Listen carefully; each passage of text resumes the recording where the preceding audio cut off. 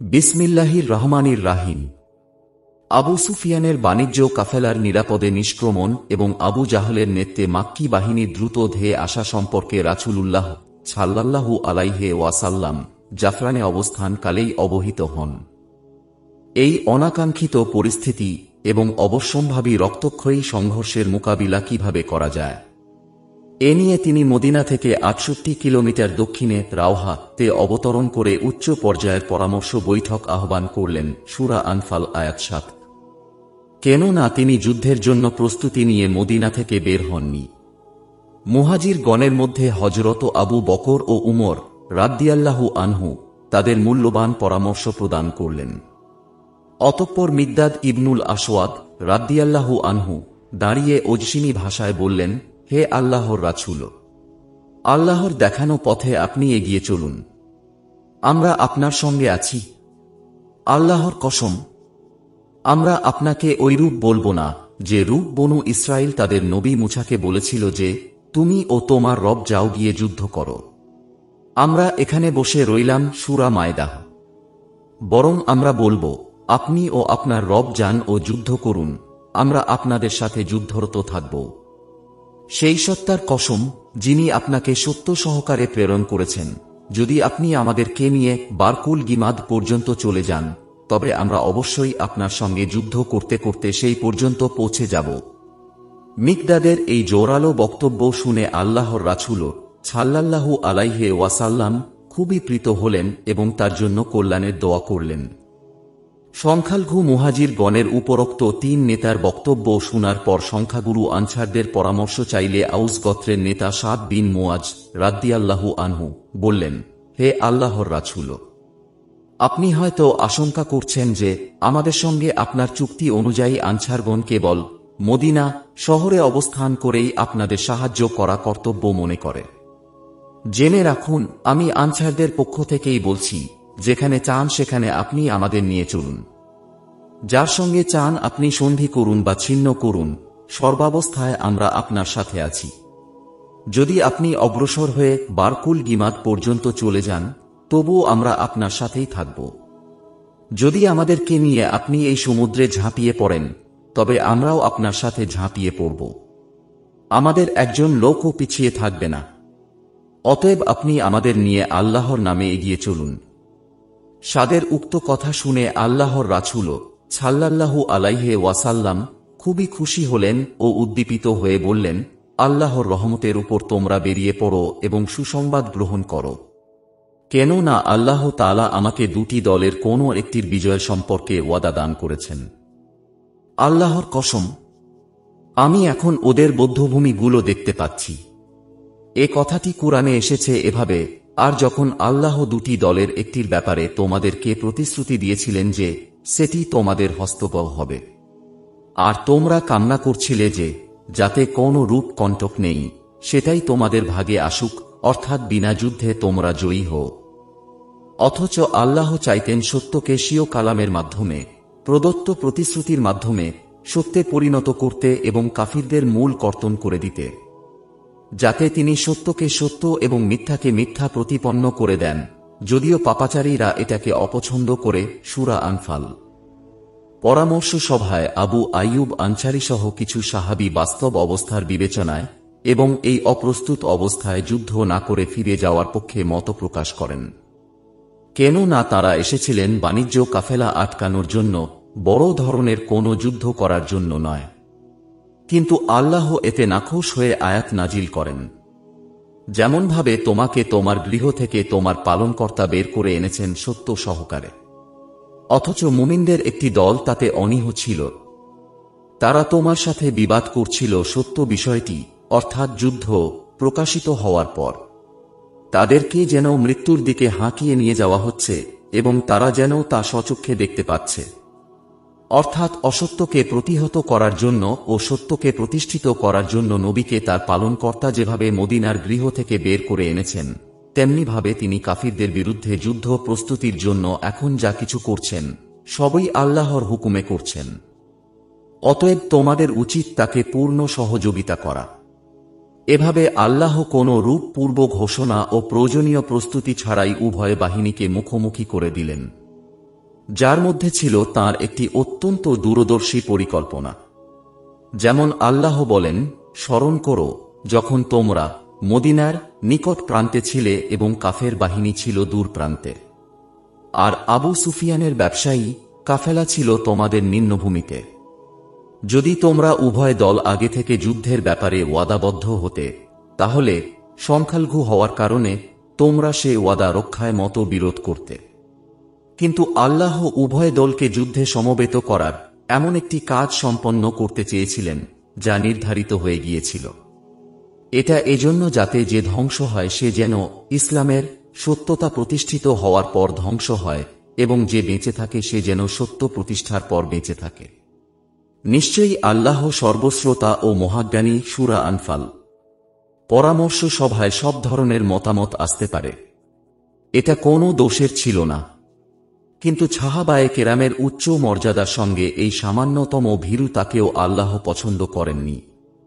তাই উপরোক্ত ধমকিপূর্ণ আয়াত নাজিল হয়, যা সাহাবায়ে কেরামের ঈমান শতগুণে বৃদ্ধি করে। তিরমিজি, হাকেম, আহমাদ প্রভৃতি হাদিস গ্রন্থে বর্ণিত হয়েছে যে বদর যুদ্ধে কাফেররা পরাজিত হবার পর রাসূল সাল্লাল্লাহু আলাইহি ওয়াসাল্লাম কে বলা হলো যে আমাদের কেবল বাণিজ্য কাফেলার বিষয়ে বলা হয়েছিল, এর বেশি কিছু নয়। তখন ওই ব্যক্তিকে উচ্চৈঃস্বরে ডেকে আব্বাস বলেন, তখন তিনি বন্দী ছিলেন। আল্লাহ তাকে ওয়াদা করেছিলেন দুটি দলের একটি সম্পর্কে, সূরা আনফাল, এবং সেটি আল্লাহ তাকে দিয়েছেন। তখন রাসূল সাল্লাল্লাহু আলাইহি ওয়াসাল্লাম বললেন, তুমি ঠিক বলেছ। পরামর্শ সভায় যুদ্ধে অগ্রগমনের সিদ্ধান্ত হওয়ার পর আবু লুবাবাহ ইবনু আব্দুল মুনিরকে আমির নিযুক্ত করে মদিনায় ফেরত পাঠানো হয়। অতঃপর কাফেলার মূল পতাকা বহনের দায়িত্বও দেওয়া হয় মদিনায় প্রথম দায়ী মুছাব বিন উমায়ের রাদিয়াল্লাহু আনহু কে। ইতিপূর্বেকার সকল পতাকার ন্যায় আজকের এ পতাকাও ছিল শ্বেত বর্ণের।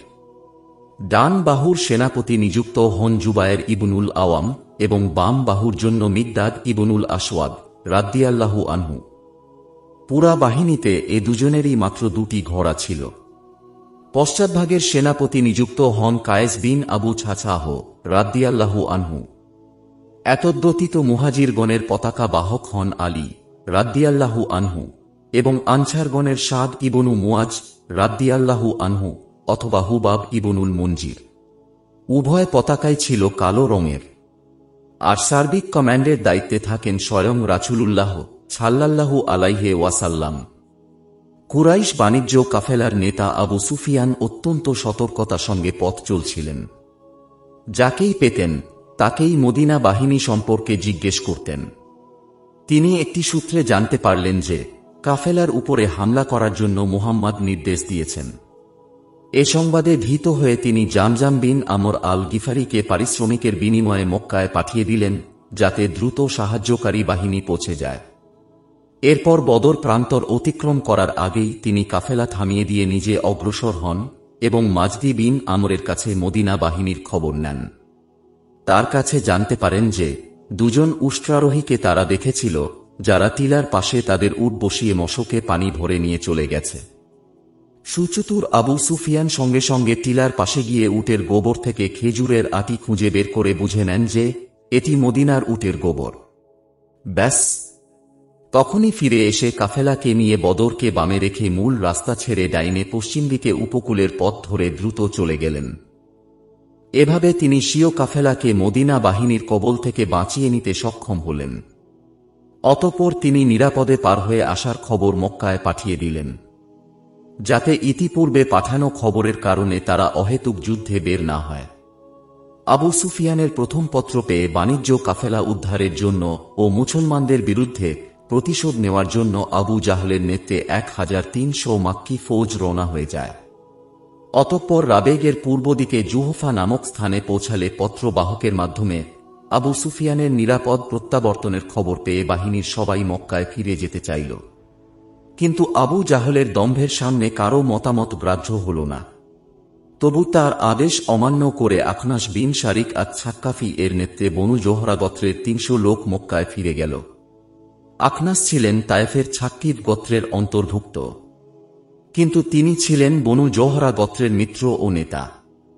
তাঁর এই দূরদর্শিতার কারণে তিনি উক্ত গোত্রে আজীবন সম্মানিত নেতা হিসাবে বিরত ছিলেন। বনু হাশেমও ফিরে যেতে চাইল, কিন্তু মুহাম্মাদের সগোত্র হওয়ায় তাদের উপরে আবু জাহলের কঠোরতা ছিল অন্যদের চেয়ে বেশি, ফলে তারা ক্ষান্ত হন। উল্লেখ্য যে আলী রাদিয়াল্লাহু আনহু এর বড় ভাই তালিব বিন আবু তালিব বদর যুদ্ধে অংশগ্রহণ করলেও জনৈক কুরাইশ নেতার সাথে বাদানুবাদের প্রেক্ষিতে প্রত্যাবর্তনকারীদের সাথে মক্কায় ফিরে যান। অতঃপর আবু জাহল বদর অভিমুখে রওনা হন এবং দর্পভরে বলেন, আল্লাহর কসম, আমরা বদরে যাব ও সেখানে 3 দিন থাকব ও আমদ ফুর্তি করে পান ভোজন করব। এর ফলে সমগ্র আরব জাতির উপরে আমাদের শক্তি প্রকাশিত হবে ও সকলে ভীত হবে। এই সময় সব মিলিয়ে মাক্কী বাহিনীতে 1000 ফৌজ ছিল। তন্মধ্যে 200 অশ্বারোহী, 600 লৌহবর্মধারী এবং গায়িকা বাদী দল তাদের বাদ্য যন্ত্রাদি সহ ছিল। প্রতি মঞ্জিলে খাদ্যের জন্য তারা 9টি বা 10টি করে উট জবেহ করত। উল্লেখ্য যে আবু সুফিয়ানের বাণিজ্য কাফেলায় সকল গোত্রের লোকদের মালামাল ছিল। তাছাড়া মাক্কী বাহিনীতে বনু আদি ব্যতীত কুরাইশদের সকল গোত্রের লোক বা তাদের প্রতিনিধি যোগদান করেছিল অথবা যোগদানে বাধ্য করা হয়েছিল, যেমন রাসূল সাল্লাল্লাহু আলাইহি ওয়াসাল্লাম এর চাচা আব্বাস, হযরত আলীর দুভাই তালেব ও আকিল, রাসূল সাল্লাল্লাহু আলাইহি ওয়াসাল্লাম এর জামাতা আবুল আজ সহ বনু হাশেমের লোকেরা। তারা আসতে অনিচ্ছুক ছিলেন। নেতাদের মধ্যে কেবল আবু লাহাব যাননি। তিনি তার বদলে তার কাছে ঋণগ্রস্ত একজন ব্যক্তিকে পাঠিয়েছিলেন। আবু জাহল মক্কা থেকে রওনার সময় দলবল নিয়ে কাবা গৃহের গেলাপ ধরে কেঁদে কেঁদে প্রার্থনা করেছিল, হে আল্লাহ, তুমি সাহায্য করো আমাদের মধ্যেকার সর্বাধিক অতিথি আপ্যায়নকারী, সর্বাধিক আত্মীয়তা রক্ষাকারী ও বন্দী মুক্তি দানকারী দলকে। হে আল্লাহ, মুহাম্মদ যদি সত্যের উপরে থাকে তবে তুমি তাকে সাহায্য করো, আর যদি আমরা সত্যের উপর থাকি তবে আমাদেরকে সাহায্য করো। হে আল্লাহ, তুমি সাহায্য করো আমাদের দুদলের মধ্যকার সেরা সেনাদলকে, সেরা হেদায়াত প্রাপ্ত ও সেরা সম্মানিত দলকে। এর দ্বারা প্রমাণিত হয় যে আবু জাহল আল্লাহকে সর্বশক্তিমান হিসাবে বিশ্বাস করত, যাকে তৌহিদে রুবুবিয়াত বলা হয়। এর ফলে কেউ মুসলমান হতে পারে না, কেননা মুসলিম হওয়ার জন্য তৌহিদে ইবাদত এর উপর ঈমান আনা জরুরি, যার মাধ্যমে মানুষ সার্বিক জীবনে আল্লাহর দাসত্ব করতে স্বীকৃত হয়। সেই সাথে শেষ নবী মুহাম্মদ সাল্লাল্লাহু আলাইহি ওয়াসাল্লাম এর উপর ঈমান ও তাঁর আনীত শরিয়াতের বিধানসমূহ পালন করা অপরিহার্য। অতঃপর রওনা হওয়ার সময় তাদের মনে পড়ল বনু বকর গোত্রের কথা, যাদের সঙ্গে তাদের শত্রুতা ছিল। পথিমধ্যে তারা হামলা করতে পারে, ফলে মাক্কী বাহিনী দ্বিধা দ্বন্দ্বে পড়ে গেল। কিন্তু শয়তানি প্ররোচনায় গর্বোদ্ধত হয়ে তারা বেরিয়ে পড়ল। উক্ত প্রসঙ্গে আল্লাহ বলেন, আর তোমরা তাদের মতো হয় না যারা তাদের ঘর মক্কা থেকে বের হয়েছিল দর্পভরে ও লোভ দেখিয়ে, এবং যারা আল্লাহর পথ থেকে লোকদের বাধা দিত, অথচ আল্লাহ তাদের সকল কাজ পরিবেষ্টন করে আছেন। সূরা আনফাল। এভাবে শয়তান মানুষের অন্তরে ধোঁকা সৃষ্টি করে, যাতে তার স্বাভাবিক বোধশক্তি লুপ্ত হয় এবং সে পথভ্রষ্ট হয়। যেমন বদরের যুদ্ধে শয়তানের ভূমিকা সম্পর্কে আল্লাহ বলেন, আর যখন শয়তান বদরের দিন কাফেরদের নিকট তাদের কাজগুলিকে শুভনীয় করে দেখিয়েছিল এবং বলেছিল, আজ লোকদের মধ্যে তোমাদের উপর বিজয়ী হবার মতো কেউ নেই, আর আমি তোমাদের সাথে আছি। কিন্তু যখন দুদল মুখোমুখি হল, তখন সে পিছন ফিরে পালাল এবং বলল, আমি তোমাদের থেকে মুক্ত, আমি যা দেখেছি তোমরা তা দেখোনি, আমি আল্লাহকে ভয় করি, আর আল্লাহ কঠিন শাস্তিদাতা। সূরা আনফাল। শয়তানের দোসর মুনাফিকদের সম্পর্কেও আল্লাহ অনুরূপ বলেন, যেদিন মুনাফিকরা এবং যাদের অন্তরে রোগ ছিল তারা বলেছিল, এদের দিন এদেরকে মুসলমানদেরকে প্রতারিত করেছে, অর্থাৎ ধর্মান্ধ করেছে। অথচ যে ব্যক্তি আল্লাহর উপর ভরসা করে, আল্লাহ তার জন্য যথেষ্ট, কেননা আল্লাহ মহাপরাক্রান্ত ও প্রজ্ঞাময়। অতঃপর মানুষের বিরুদ্ধে শয়তানের চিরন্তন রীতি সম্পর্কে আল্লাহ বলেন, মুনাফিকরা শয়তানের মতো, যে মানুষকে কাফের হতে বলে, অতঃপর যখন সে কাফের হয় তখন শয়তান বলে, আমি তোমার থেকে মুক্ত, আমি বিশ্বপালক আল্লাহকে ভয় করি। অতঃপর উভয়ের পরিণতি হয় এই যে তারা জাহান্নামে যাবে এবং সেখানে চিরকাল বসবাস করবে। আর এটাই হল জালেমদের শাস্তি। বস্তুত আবু জাহল শয়তানের ধোঁকায় পড়েই রাসূল সাল্লাল্লাহু আলাইহি ওয়াসাল্লাম এর বিরুদ্ধে যুদ্ধে রওনা হয়েছিল। অতঃপর কুরাইশ বাহিনী যথারীতি দ্রুত বেগে এসে বদর উপত্যকার শেষ প্রান্তে টিলার অপর পার্শ্বে শিবির সন্নিবেশ করে।